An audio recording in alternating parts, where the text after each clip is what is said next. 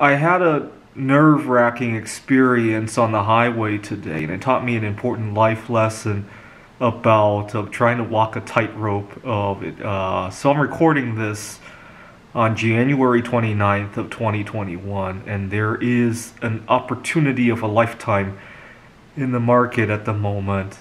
And so I put a lot of money into an investment. I hate to name it here because I still want more opportunities to take advantage of this before too many people jump on. But the idea is that I don't have a whole lot of cash on hand now. Okay, but that's fine.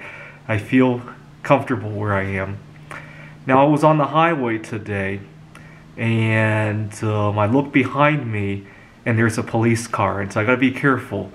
And wouldn't you know it, that police car follows me for like 17 miles. I mean, not intentionally, he just happens to be going that direction. And now I'm nervously watching my speed, I'm nervously watching that I'm doing everything correctly. I make it home.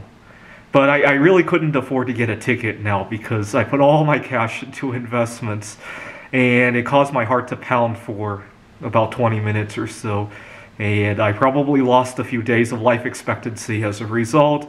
And it just reminds me of what happened last year when the pandemic first hit. The people who were over-leveraged and overexposed, who were the whole decade, they were riding this giant wave, and they at the end, they said they didn't know what hit them, but in reality, they were walking a tightrope the whole time, right?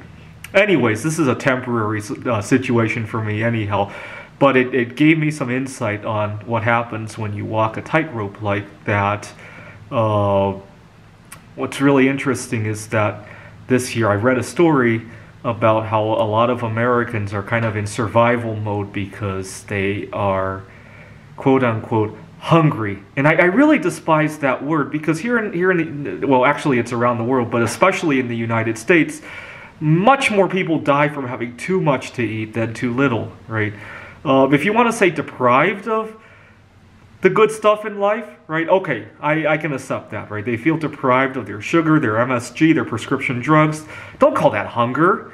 I mean, if you want to say that a lot of Americans could use some help to get off of that stuff, that's not hunger, right? If you want to say people are deprived of social interaction, right, not only because of finances, but because of, well, it's not exactly safe to do so for a lot of people, yeah, say that, but not hungry, right? It really distracts us from the real problems at hand, right?